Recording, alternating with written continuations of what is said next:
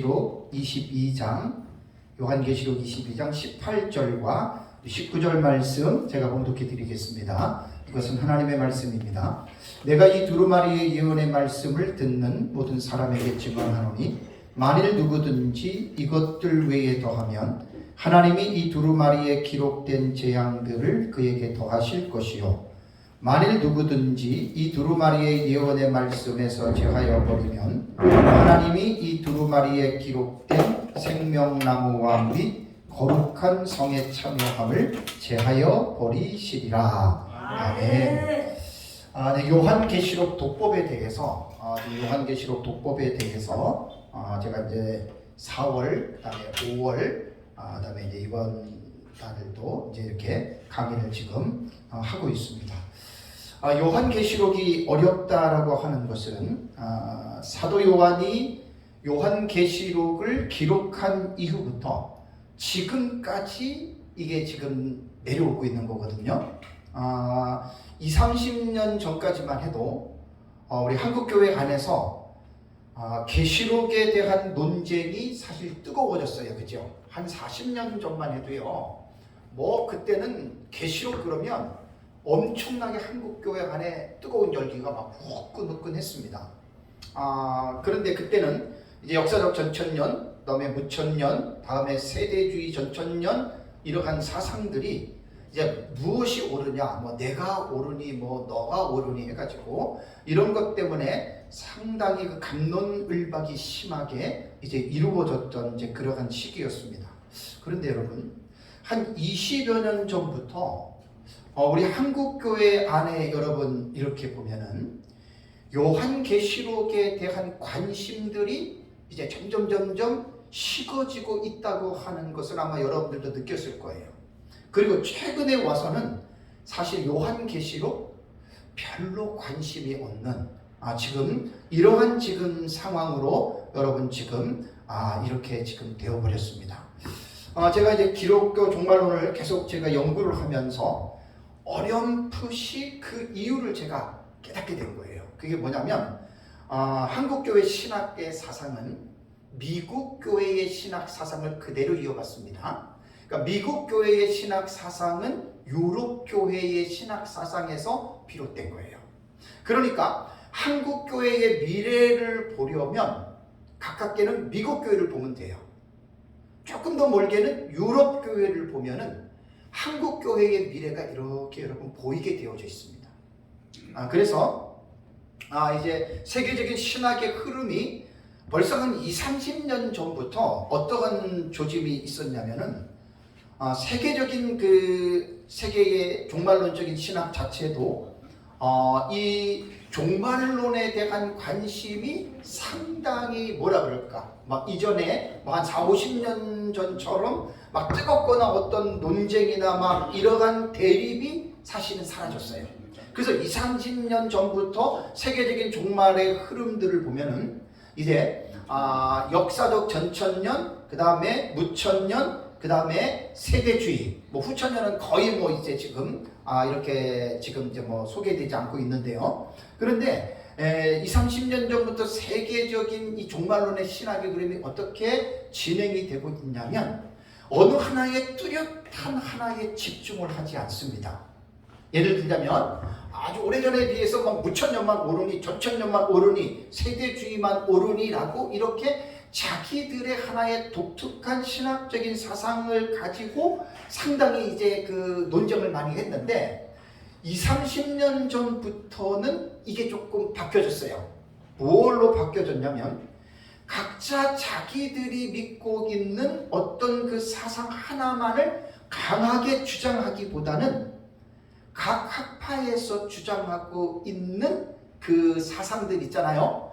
그것들을 장점들을 취합하기 시작했어요. 그래서 그것을 뭐라고 이야기를 하냐면 이제 종합적인 해석 방법이라고 그렇게 이야기를 합니다.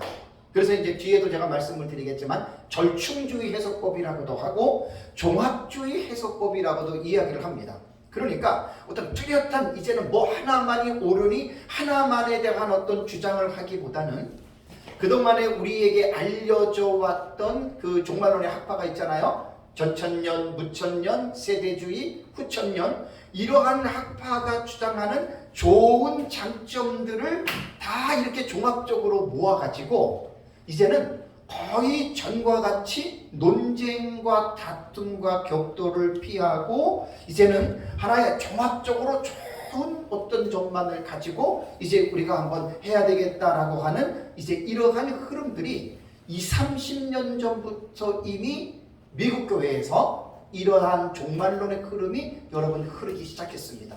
그래서 우리 조국 교회에 대한 현실도 저는 이 흐름과 전혀 무관하지 않다라고 저는 생각을 합니다. 그래서 이제 그 계시록에 우리나라에서 뭐 학자들이 여러 명이 있는데 이제 백금산 목사님의 주장을 제가 여러분들에게 잠깐 소개를 해주겠습니다.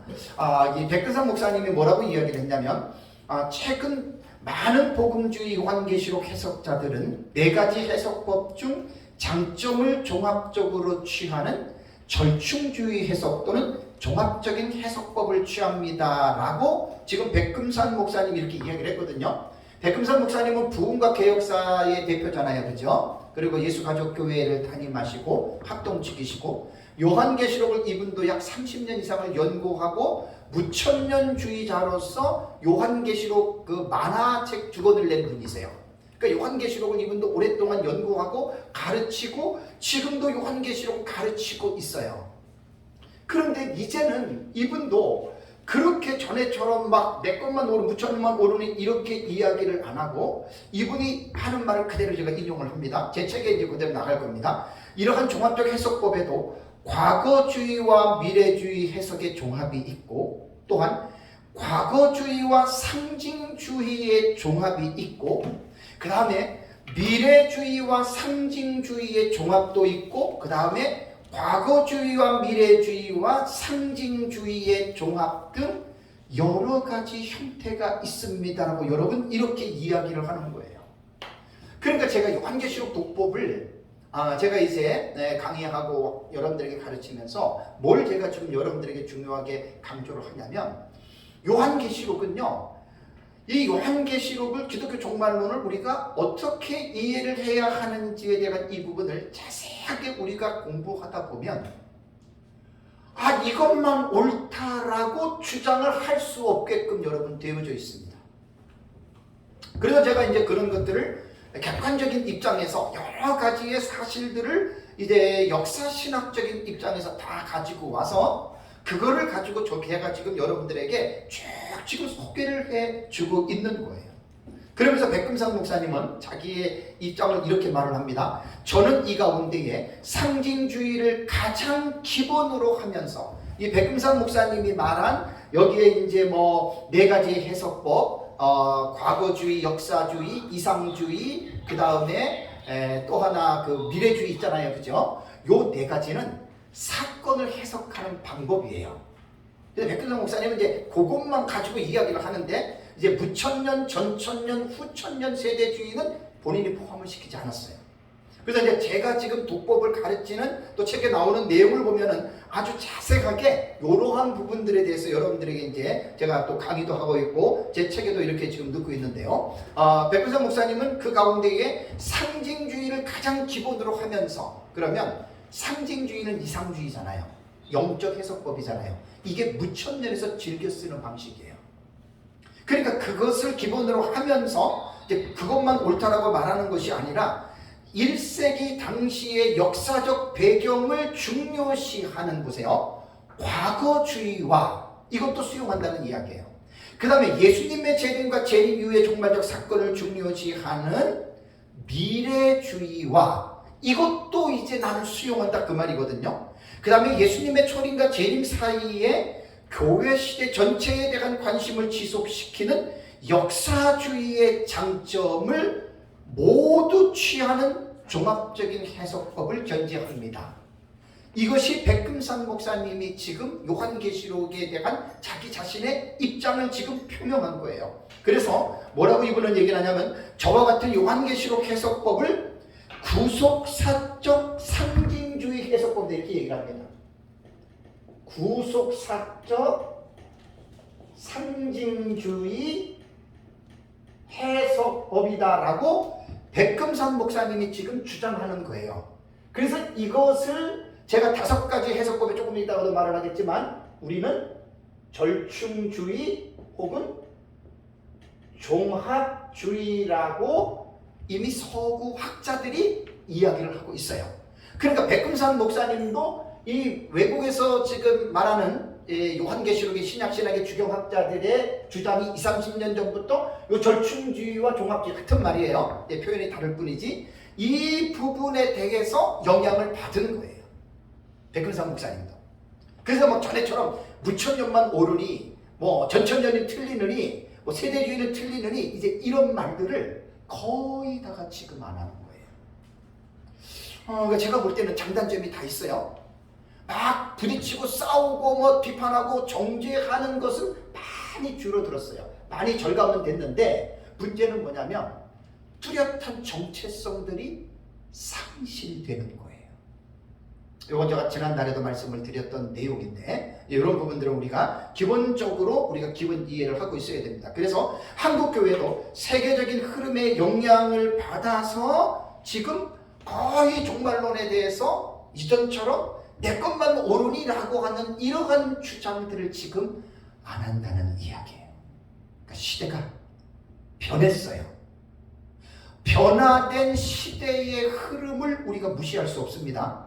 이 말은 하나님의 진리가 시간이 흐른다고 해서 진리가 변한다고 하는 것은 그건 잘못된 말이지만 사람들이 생각하고 있는 이 사상에 대한 부분들에 있어서는 그거를 무시하면 큰일 납니다. 이거 되게 지금 중요한 부분이에요. 그래서 제가 이러한 현 시국에서 제가 요한계시록에 대한 독법에 대해서 연구를 하면서 지금 이 하나님이 너무나 좋은 주제를 저에게 이렇게 깨닫게 주셨다라고 제가 생각을 하고 그래서 이제 이 요한계시록 독법에 대해서 이제 올 2월달, 3월달에 외부에 제가 3군데에서 강의를 했잖아요. 그때 독법은 첫째 시간 90분씩 다 3군데에서 제가 했습니다. 그래 이제 우리 교회에서는 그 90분한 강의를 20시간에 걸쳐서 우리 교회에서는 제가 설교를 했고 또 에스라에서는 좀 더 깊이 있게 하는 거예요. 이걸 이제 2022년 4월 달부터 이제 우리가 강의가 시작이 됐는데 매달 한 번씩 이 독법에 대해서 제가 좀 더 깊이 있게 제가 여러분들에게 지금 이제 이 사실을 제가 지금 나누고 있습니다. 자, 그러면 다시 한번 간략하게 요한계시록에 대한 기본적인 이해를 우리가 어떻게 가져야 되냐면 요한계시록이 어려워요. 그러면 왜 어려울까에 대한 부분을 알아야 되잖아요. 그리고 저마다 해석하는 법들이 다 다른데 그렇다면 누가 말하는 것이 과연 옳을까? 이거는 여러분 우리가 고민을 해야 돼요. 그냥 다른 사람 무시하고 내 것만 옳다 이렇게 말하는 사람들은 정말 문제가 있습니다. 그렇게 말하면 이제는 안 돼요. 뭔가 객관적으로 이러한 부분들을 충분하게 우리가 고민하고 충분하게 이해한 다음에 우리가 이 요한계시록에 대한 이 부분들을 정말 그야말로 객관적인 차원에서 이 부분이 왜 어려운지에 대한 이유만이라도 여러분 우리는 밝혀야 됩니다. 그래서 제가 요한계시록 독법에 대해서 여러분들에게 이제 말씀을 드릴 때 이제 4월달에 첫 번째 말했잖아요. 우선 요한계시록은 하나님의 말씀이 인간의 언어로 기록이 되었잖아요. 그렇죠? 문학적인 장르. 그렇게 하면 돼요. 이게 문학적인 장르에서 요한계시록은 어떠한 문학적인 입장에 있는 책인가를 먼저 알아야 되거든요. 이것은 묵시적인 형태로 기록이 되어졌습니다. 설명을 안 합니다. 그래서 문학적인 장르로 볼 때 요한계시록은 묵시적 형태입니다. 묵시문학이라고 해서는 안 됩니다. 요한계시록을 자유주의자들이 말하고 일부 무천년주의자들이 말하는 요한계시록은 묵시문학이다 이렇게 이야기를 하면 안 됩니다. 왜 그러냐면 묵시문학에서는 저자가 미상이어야 돼요. 저자가 누군지를 알면 안 돼요. 그리고 묵시문학은 하나님의 특별 계시가 아닙니다. 이 두 가지의 분명한 사실 때문에 묵시문학이라고 요한계시록을 묵시문학의 장르에 집어넣으면 엄청난 이 두 가지의 사건에 비해서 이건 완전히 엄청난 지금 오류를 범하고 있기 때문에 묵시적인 형태, 그러니까 묵시문학적인 양식으로 기록을 했다라고 표현하는 것이 딱 맞고요.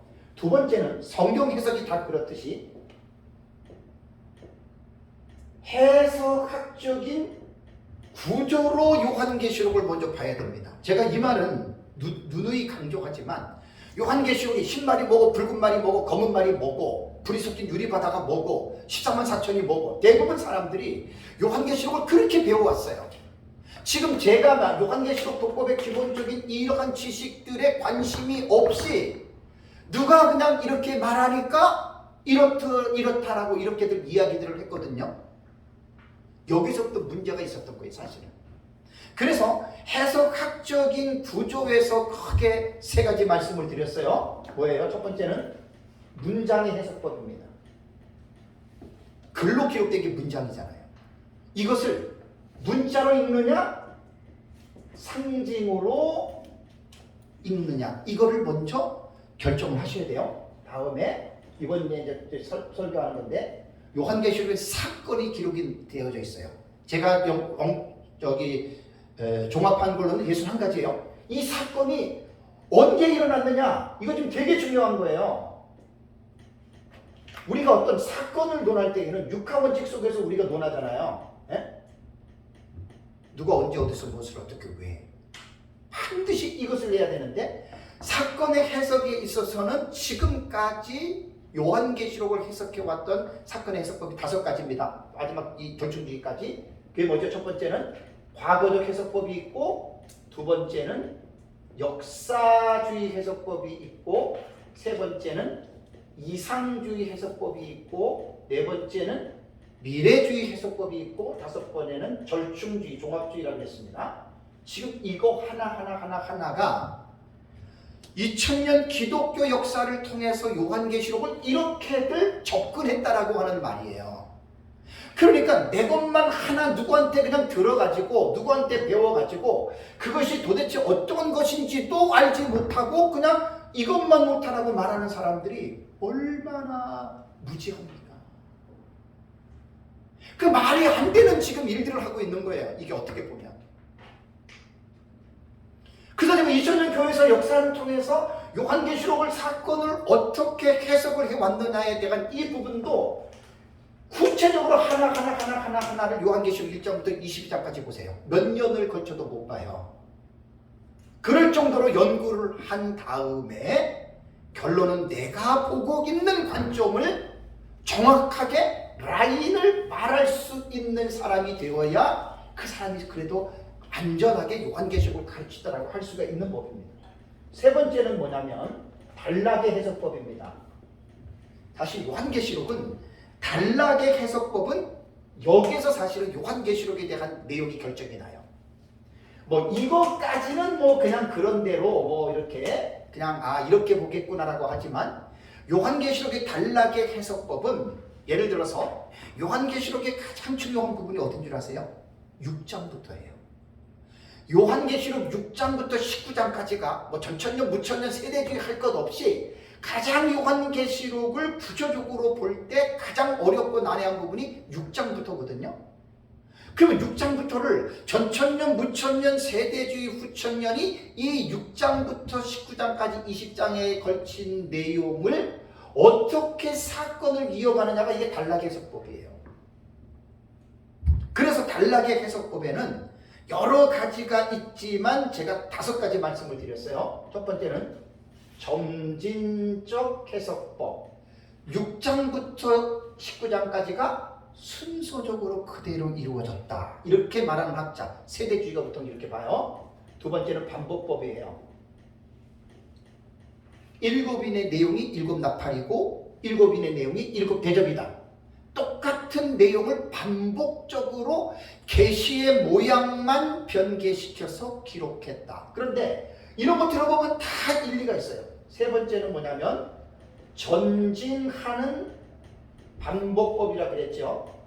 요한계시록은 이러한 여기 표현 이러한 묘사도 있고 이러한 진행도 있다. 어떻게 보면 이게 더 옳다라고 볼 수가 있어요.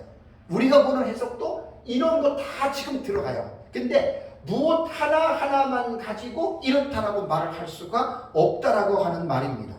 다음에 네 번째가 뭐냐면 교차 대꾸법입니다. 이것은 키아즘 구조라고 그랬어요. 키아즘 구조. 키아즘 구조. 키아즘. 예민가? 이 키아즘 구조는 뭐냐면 성경을 해석할 때 상당히 이 부분이 일리가 있어요. 키아즘 구조가.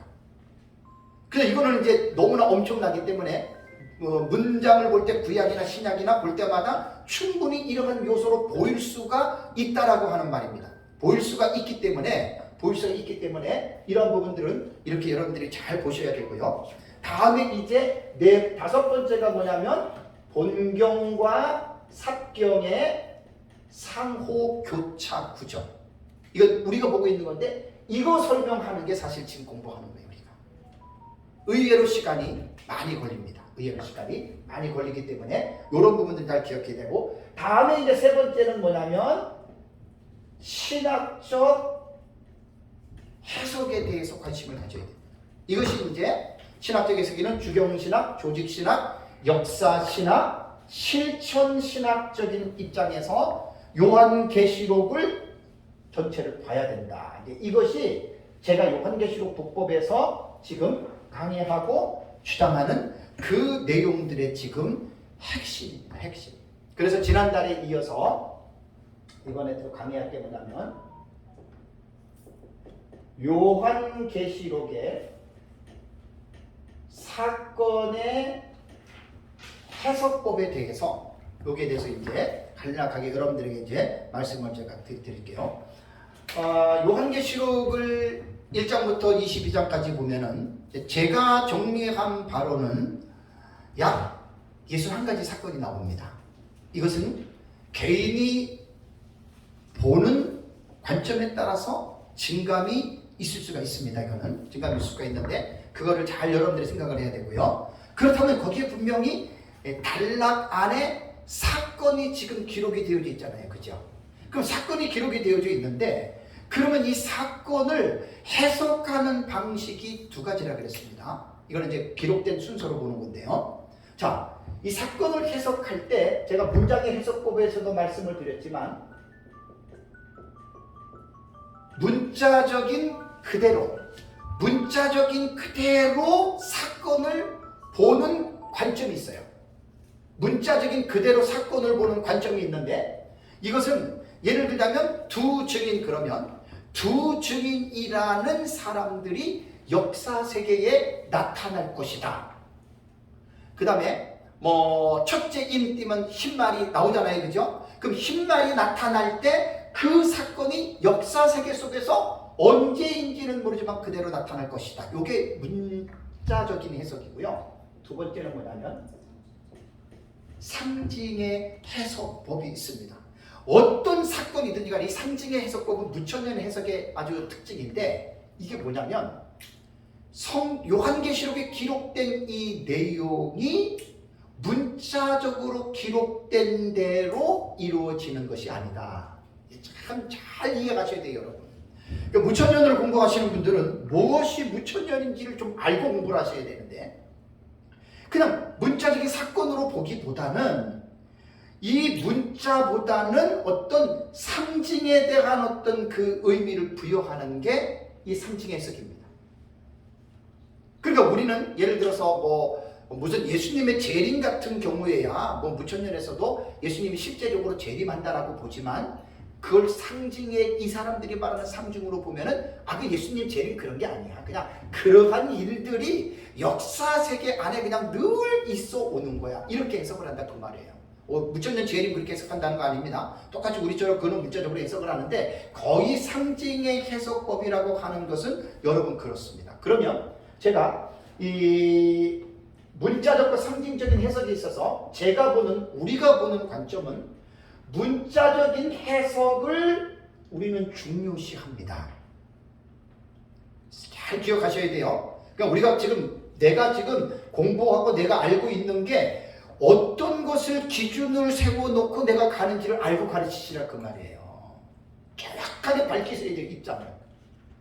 그 다음에 우리는 문자적인 해석만 하는 게 아니에요. 뭘 하지요? 사건을 볼 때에도 상징적으로 기록된 사건은 상징으로 해석을 합니다. 이게 역사적 전천년의 정체성이에요. 꼭 기억하셔야 돼요. 문자적인 이 해석을 우리는 중시하면서도 상징 해석도 병행하는 거예요. 그러면 문자적인 해석만 고집하는 학파가 어디예요? 이게 세대주의예요. 상징적인 해석만 고집하는 학파가 어디예요? 이게 무천년이에요. 그래서 무천년과 세대주의는 상관관계가 어떻게 되느냐? 극과 극의 해석법이에요. 도저히 대화가 되지 않습니다. 그러나 역사적 전천년은 문자적 해석을 중시하면서도 우리는 상징의 해석을 병행해서 한다라고 하는 것이, 이것이 역사적 전천년 종말론 신학의 정체성이라고 하는 것들을 여러분들이 꼭 기억을 해야 되고요. 자, 간략하게 제가 아웃라인을 정리하겠습니다. 과거적 해석법은요, 요한계시록에 대한 이 기록된 이 내용이 과거에 이미 다 이루어진 거예요. 여기부터 제가 해석을 하는데 지금 이제 개론적으로 이야기를 합니다. 그러니까 과거적 해석법은 빠르게는 주후 70년, 그 다음에 조금 더 가게 되면은 서로마가 멸망한 476년까지로 보고, 요한계시록이 6장 이후의 사건들, 특히 20장까지는 이때 다 과거에 성취가 된 거예요. 두 번째는 역사주의 해석법은 이 해석법을 함의하면서도 끝이 어디까지냐? 예수님의 재림 때까지로 쭉 늘려서 보는 게 역사주의 해석이에요. 이것은 2000년 기독교 역사를 통해서 학자들이 요한계시록을 이렇게 사건들을 읽어왔다는 거예요. 다음에 세 번째는 미래주의의 해석법은 예수님의 재림을 가까이 근접한 이 특정한 시점에 요한계시록이 이루어진다라고 하는 것이 미래주의의 학자들이 계시록을 해석하는 해석법이에요. 근데 미래주의 엄청나게 복잡합니다. 미래주의를 주장하는 이게 사실 역사적 전천년의 정체성인데, 이 사람들이 이것과 지금 혼합되어 있는 케이스가 지금 엄청나게 많아요. 박유선 박사님도 그렇고 조지 레드도 그렇고 거의 역사적 전천년주의자들이 지금 이것과 지금 인볼브가 되어 있어요. 알고들 하셔야 됩니다. 우리가 말하는 역사적 전천년주의 우리와는 차원이 달라요. 우리는 여기에 속하지요. 그래서 그레고리 빌은 뭐라고 이야기를 하냐면 철저한 형용사를 붙여요. 미래주의자들이라고 부릅니다. 여러분, 지피지기면 백전백승이에요. 우리가 상대방하고 학문적으로나 신학적으로나 사상적으로나 교류를 할 때 대화라는 게 뭐지요? 주고받는 거예요. 우리가 지금 보고 있는 저 사상을 이렇게 보고 있는 거예요. 철저한 미래주의로. 근데 우리가 당신이 나를 어떻게 평가하든 상관없다. 나는 내 것만 한다. 그 사람은 고집불통이에요. 그런 사람은 학자가 될 수 없어요. 그 사람은 그냥 지 혼자 아무리 올바라도 자기 혼자 하다가 그냥 끝나는 게 그거고, 인간은 혼자 사는 게 아닙니다. 서로 함께 교류하면서 협력하면서 상호 대화를 통해서 뭔가를 우리는 화목하는 자세로 우리는 나가는 게, 이게 신학에서도 이게 본받아야 되거든요. 철저한 미래주의 안에는, 그레고리 필이 정의하는 철저한 미래주의는 세대주의자들로 국한시켜요. 잘 아셔야 돼요. 그 우리가 저거는 세대주의네 이렇게 지금 인식이 됐다는 말이에요. 그 사람뿐만이 아니라 거의 지금 종말론 학자들이 그렇게 지금 보고 있어요. 그래서 제 책에는 철저한 미래주의를 두 가지로 저는 가릅니다. 역사적 전천년주의와 세대주의라고. 왜 그런 줄 아세요? 이미 학자들이 우리를 이렇게 보고 있기 때문에 아니다라고 부인할 수 없잖아요. 아니라고 부인하면 그 사람 이상한 사람이에요. 정말 꼴통이에요. 꼴통. 지만 옳다고 하는 사람이에요. 그 사람의 의견을 내가 받아들이는 거예요. 내가 수용하고 받아들이면서 제가 지금 뭘 지금 말을 하자고 하냐면 그들이 주장하고 있는 이 주장을 받아들이면서 철저한 미래주의가 꼭 세대주의냐? 아니다. 그리고 우리 밀 같은 사람은 세계적인 지금 현존하는 웨스트민스터에서 신약 그 주경학자로서 상당히 세계적인 분이잖아요. 그죠? 그분이 모든 것을 다 올바르게 보는 게 아니에요. 잘못 볼 수 있는 거예요. 사람은 누구나가. 그 자기 입장에서 본 거예요. 무천년주의 입장에서. 그 나는 역사적 전천년주의 입장에서 나는 이거를 지금 결정하는 거예요. 그게 우리가 해야 할 일이에요. 무조건 안 맞는다고 해가지고 뭐 대화도 안 하고 그거든 여러분. 올바른 자세가 절대로 아닙니다. 그러니까 이렇게 좀 알고들 하셔야 돼요. 그래서 미래주의가 가장 여러분 복잡합니다. 다음에 네 번째가 이상주의인데 아까 말씀드린 대로 사건을 사건으로 안 봐요. 역사적에 일어나는 그 하나의 사건으로 보지 않고 모든 사건들을 다 상징화해버립니다. 이거 참 문자적인 해석을 하는 사람의 입장을 볼 때는 이거는 기가 막힌 일이거든요. 지금 이것이 오늘날 세계교회 속에서 이루어지고 있는 종말론에 대한 여러분 실상입니다. 이런 것들을 잘 이해하시고 우리가 해나가고 있는 이 부분들을 분명한 이해. 첫 번째 시간에는 제가 과거적 해석법입니다. 자, 과거적 해석법은 뭐냐면 이건 지금 뭐냐면 사건에 대한 초점을 맞춘 거예요. 사건을 해석할 때 첫째인, 둘째인, 셋째인, 넷째인, 일곱인, 일곱나팔, 일곱 대접을 할 때 불이 섞인 유리바닷가를 해석을 할 때 사건이잖아요. 요 사건을 해석하는 절충지까지 하면 5가지의 방법인데 과거적 해석법을 시대사적인 해석이라고 학자들은 이야기를 합니다. 그래서 과거적 해석법을 보면은 아까 말씀드린 대로 두 가지 방식이 있어요. 좁은 과거주의는 AD 70년에 요한계시록이 이미 이루어졌다. 그럼 여기서 무슨 문제가 발생이 돼요? 요한계시록의 저작 시기가 문제가 되는 거예요. 그러면 계시록이 AD 70년에 디도전군에서 로마에서 멸망할 때 이루어졌다면 요한계시록은 언제 기록이 되어졌어야 돼요? 그 이전에 기록이 되어져야 되는 거죠. 그래서 요한계시록의 기록 시기들을 보면 네로 황제 때에 요한계시록이 기록됐다라고 하는 사람이 있습니다. 네로 황제 시기에. 근데 이거는 보편적인 주장은 아니에요. 476년은 서로마가 멸망하던 해입니다. 동로마는 1540 몇 년인가요? 동로마가 그때 멸망하잖아요. 1436년인가요? 동로마가? 형님이 저보다 기억력이 뛰어났어요. 네. 그러니까 로마의 멸망을 여러분, 이제 우리 종말론 연구하니까 다니엘서를 연구를 하잖아요. 로마의 정확한 멸망은 1450 글로 봐야 되는 거예요. 글로 봐야 되는 거예요. 글로. 그러니까 무천년주의자들 같은 경우도 그렇게 안 봅니다. 그냥 AD 70년 뭐 그런 식으로 해가지고 뭐 적당히 얼버무리고 뭐 잘 돼야 그런 식으로 여러분 470년 서로가 이쪽으로 가는데 그게 아니에요. 동로마 제국까지의 멸망까지로 여러분 로마 제국 멸망은 봐야 돼요.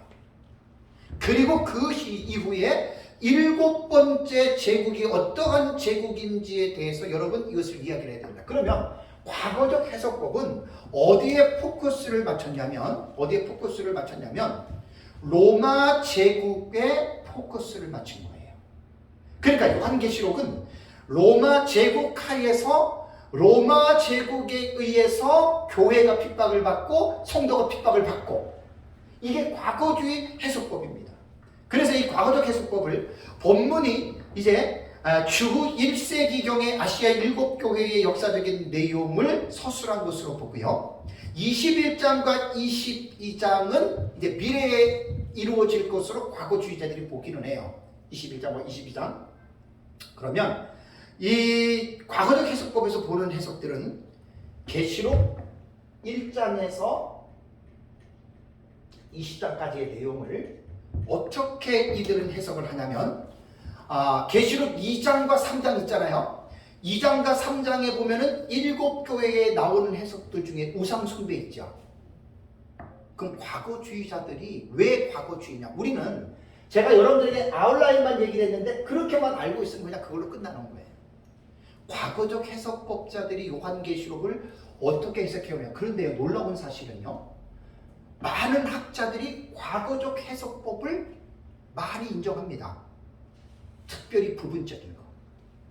그러니까 로마 제국 당시에, 사도 요한 당시에, 그 당시에 이루어졌던 내용들이 있다라고 미래주의 해석을 하는 사람들도 그렇게 인정을 하고, 아까 그러잖아요. 백금산 목사님 같은 경우도, 그레고리 빌 같은 세계적인 학자도 그렇게 얘기를 합니다.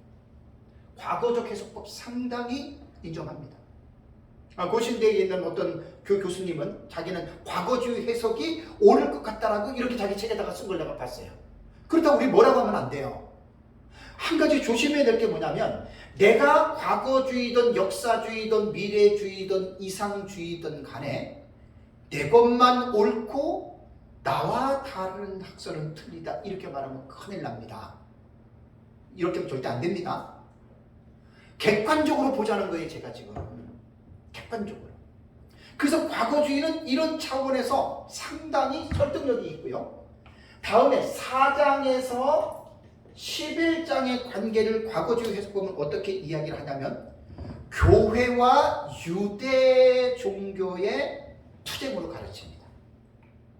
그럼 여러분 4장에 보면은 천상의 성전 모습 보이잖아요. 5장에 보좌에 앉은 성부 하나님의 손에 7인으로 봉한 인이 나오잖아요. 6장에 떼지잖아요. 7장 8장에 보면 7나팔 불리잖아요.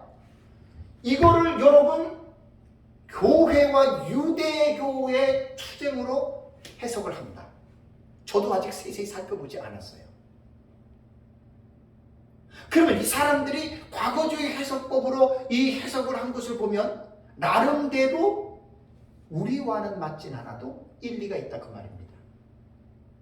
제가 이제 요한계시록을 연구를 하면서 뭘 제가 배웠냐면, 나와 다른 건 아예 보지도 않죠. 네? 우리와 다른 건 아예 덮어두죠. 그건 잘못된 거예요. 정말 잘못된 거예요. 그러면 안 돼요. 왜 우리와 다를까? 왜 우리와 다른지에 대한 그 의미를 깨닫는 사람이 더 훌륭한 사람이에요. 나와 다르면 아예 보지도 않잖아요. 그거 지양해야 됩니다. 지향이 아니라 지양해야 됩니다. 그거 고쳐야 됩니다. 다음에 12장은 핍박받는 교회. 이것은 우리와 거의 비슷하죠. 그죠? 그럼 이 사람들은 언제 핍박을 받느냐고 했을 때, 언제 핍박을 받아요? 이때 교회가 핍박을 받는다 이렇게 보는 거예요. 그러니까 이상주의의 해석은 다 포함하는 거예요. 지금 이거를 과거에도 현재에도 미래에도 교회가 지금 어떻게 핍박을 받는다라고 하는 이상주의 해석은 이것을 전부 다 여러분 포함하는 거예요. 그래서 이 요한계시록 독법을 우리가 폭넓게 깊이 있게 여러분 깨닫게 되면은 싸울 일이 없어요. 그래서 저는 이제 요한계시록 독법에 대한 그 책에서 저는 이걸 분명하게 냅니다. 어떠한 사람이든지 간에 제가 이번에 책을 쓰는 요한계시록 독법을 보면 무장해제가 다 될 거예요. 그동안에 내 것만 옳고 나만 옳고 했던 전천년이든 무천년이든 후천년이든 세대주의든 간에 다 무장해제가 돼야 돼요. 왜냐하면 내 것만 옳아요. 다른 사람은 틀려요. 어떤 결과가 나오겠어요? 교회 안에 요한계시록으로 말미암아 분당이 되는 거예요. 그죠? 원수가 되어 심지어. 너무너무 가슴 아픈 일이에요. 우리가 예수 그리스도를 믿고 그의 피값으로 구원을 받고 예수님의 피값으로 교회를 세웠어요. 근데 교회들마다 요한계시록을 보는 입장이 다르다고 해서 하나의 형제, 하나의 하나님의 자녀가 된 사람들끼리 서로 등을 돌리고 싸워서 되겠냐고요, 여러분. 아니죠. 이거 절대로 있어서는 안 될 일이 교회사 역사 세계를 통해서 이런 일이 있어 왔고 지금도 이루어지고 있다는 얘기예요. 그래서 제가 이번에 쓰는 요한계시록 독법을 보시면 어떤 누구라도 다 무장해제가 될 것입니다. 나는 그렇게 믿어요. 자, 우리가 보는 저게 100% 맞아요. 그래도 우리는 이렇게 말하면 안 돼요. 무장해제 시켜야 돼요. 이게 하나님 앞에 제 본심이에요, 본심. 우리 것만 옳고 다른 거는 틀리다? 되게 제가 한 1, 2년 동안은 그걸 강력하게 여기서 제가 했어요. 강의할 때. 그 시간이 지나면서 제가 이걸 다 꼬리를 내렸잖아요.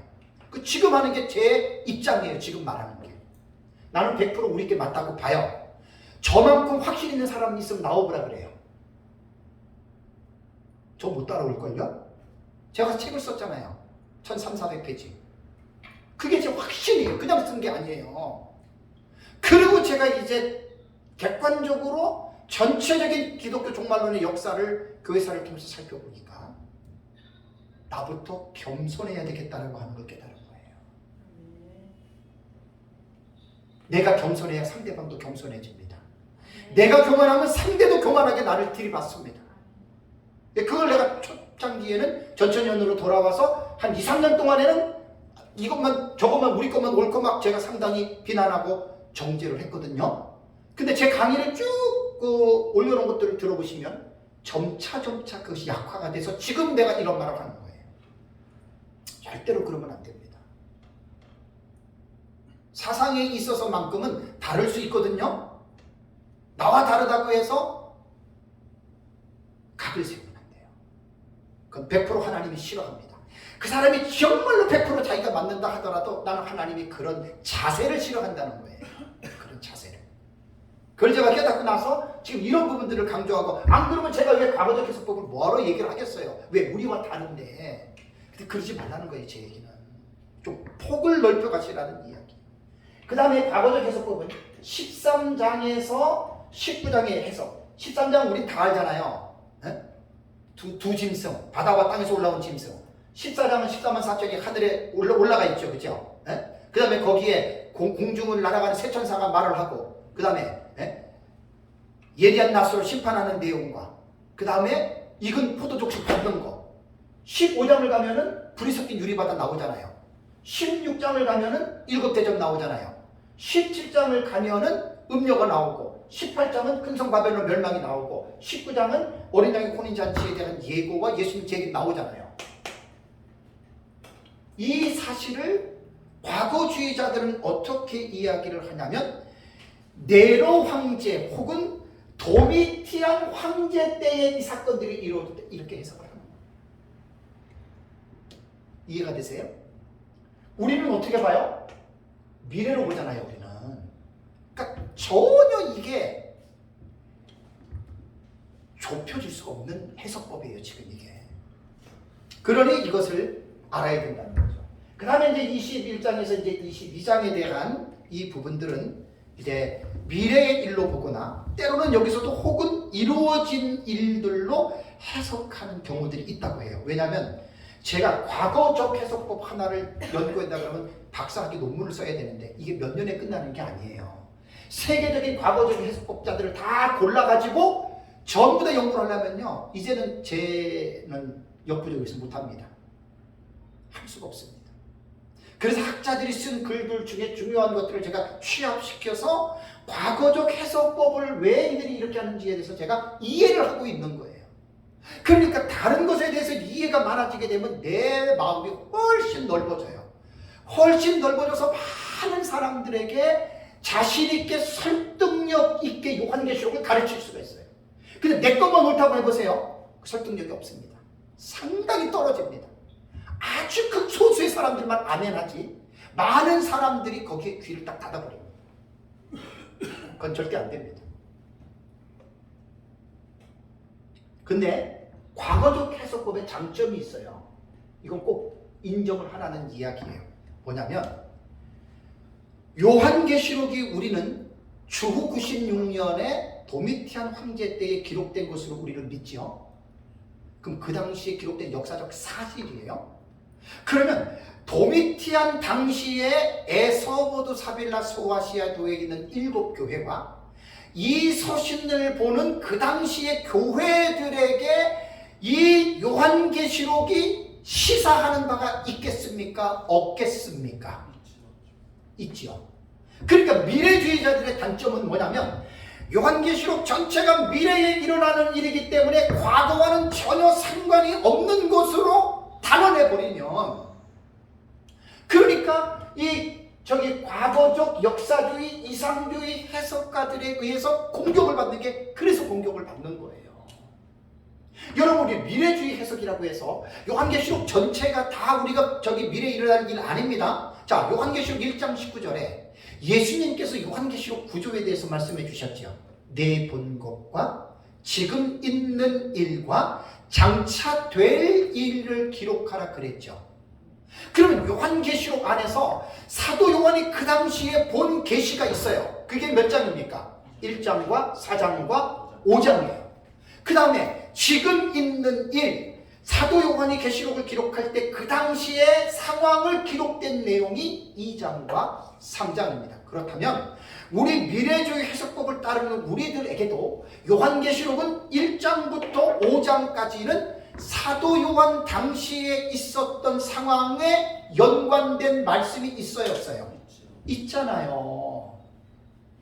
그러니까 우리가 이 성경들을 합리적으로 설득력 있게 공부를 안 하고 무조건 그냥 미래주의니까 모든 것이 다 미래로 일어난다, 이렇게 말을 하면 얼마나 무식한 겁니까, 여러분? 그러니까 이 모든 사람들, 과거주의, 역사주의, 이상주의 가지고 있는 그 사람들의 마음이 흡족이 안 되는 거예요.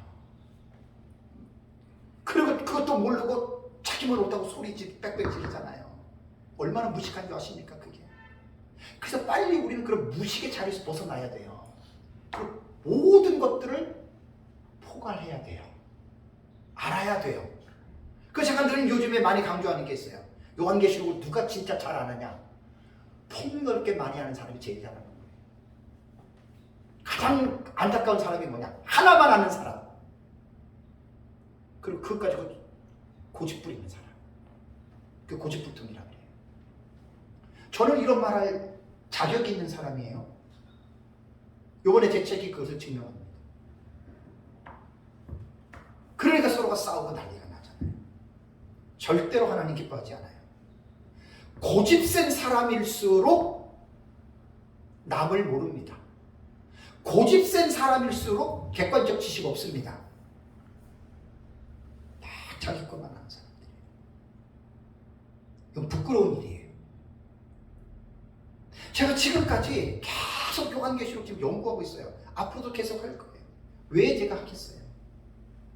그걸 하다 보니까 이런 결론이 나온 거예요, 여러분. 지금 이런 지식 없이 맨날 저것만 옳다고 한번 해보세요.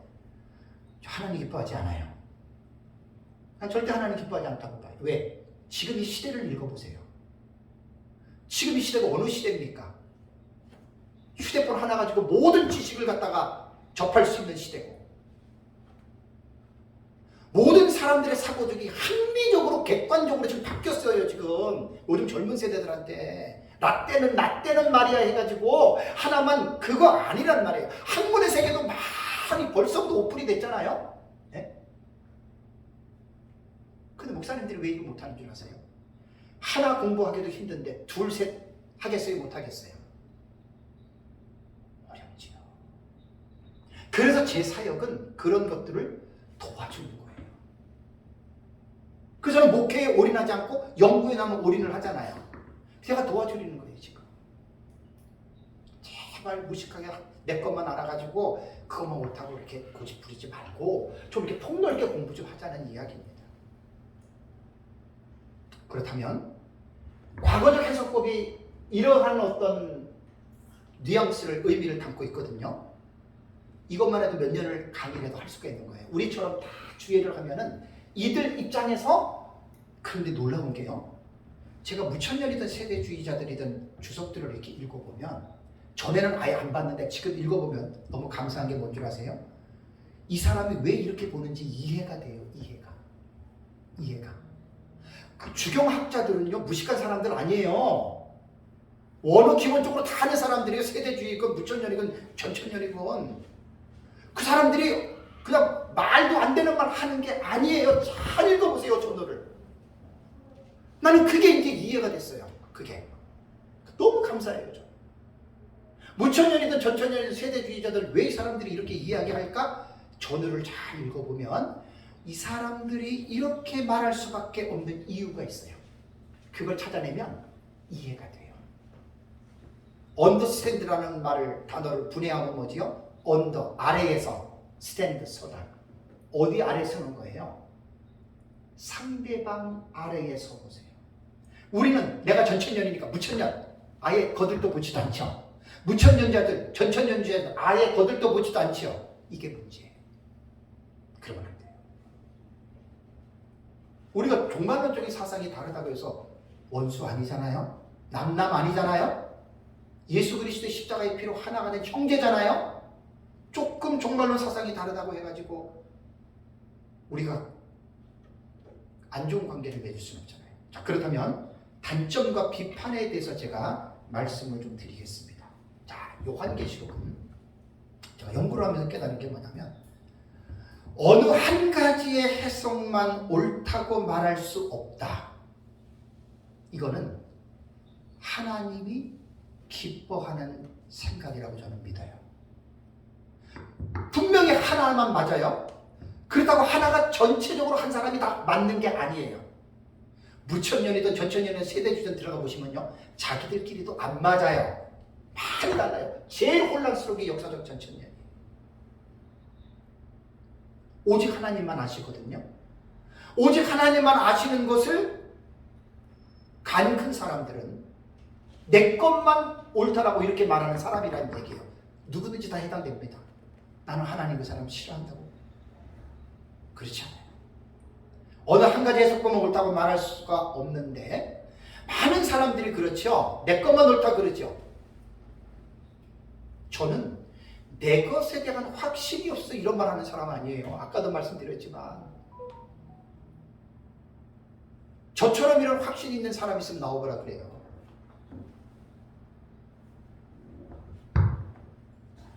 제가 연구를 하면서 깨달은 거예요. 하나님의 마음을 여러분 우리는 발견할 수 있어야 돼요. 내 생각이 아니라 하나님의 마음이 어떨까? 자, 10명의 자녀를 둔 부모님 생각해 보세요.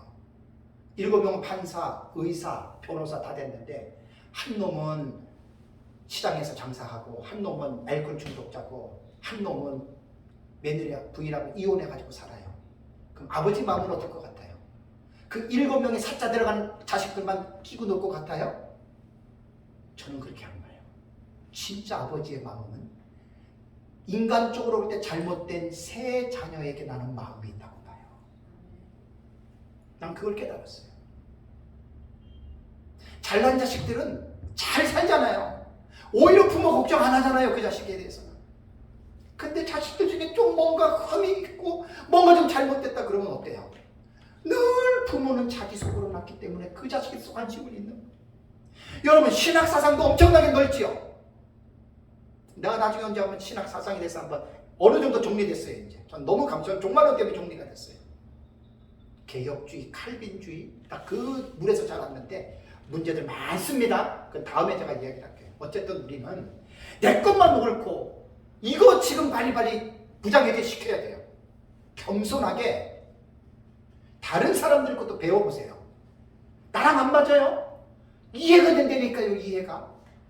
그러니까 싸울 일이 없는 거예요. 폭넓게 내가 그 사람을 포용할 수 있는 내 스콥이 넓어져요. 스콥이라고 하는 건 범위예요. 범위. 내 마음의 스콥이 넓어져요.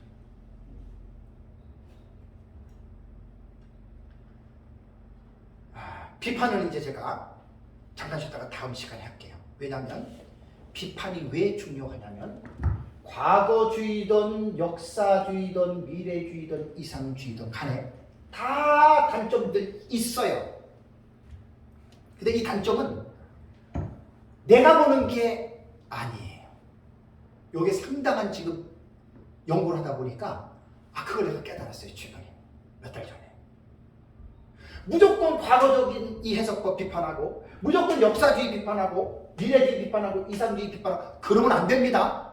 그건 아주 진짜 이 상식이 없는 사람이 이렇게 비판하는 사람들은 비판도 상식 있게 하셔야 됩니다. 상식 있게. 그래서 이제 요한계시록을 이제 그 해석을 할 때 제가 이제 요한계시록 독법에서 지금 해석학적인 구조를 지금 하잖아요, 그죠? 그래서 이제 지난달에는 이제 문장을 해석할 때 사람들이 어떻게 해석하느냐, 문자로 하느냐, 상징으로 해석하느냐, 그 부분을 지난달에 제가 좀 말씀을 드렸고, 이번 달에 있어서는 두 번째로서 사건, 이게 이제 그 두 번째가 되는 거예요. 해석학적인 구조에서는 되게 중요한 지금 파트예요, 지금 이 파트가. 거의 학자들은 이제 이 부분만 가지고 이야기를 하지 단락의 해석법에 대해서는 학자들 거의 말 안 합니다. 왜 그런 줄 아세요? 자기들 자신도 단락을 전개해 나가는 뚜렷한 특징이나 신학적인 체계가 없어요. 그냥 2000년 동안에 쭉 늘려가지고 그냥 이렇게 합니다. 그 단락의 해석법은 너무 중요한데 그 부분에 대해서는 제가 이제 단락의 해석법을 강의할 때에 그때 조금 모르겠어요. 아마 책이 그때는 좀 어느 정도 윤곽이 잡힐 것 같은데 그때 좀 말하게 되면 말을 하는 것으로 하고 어쨌든 이번 시간에는 마치고 잠깐 쉬었다가 다음 시간 강의하겠습니다.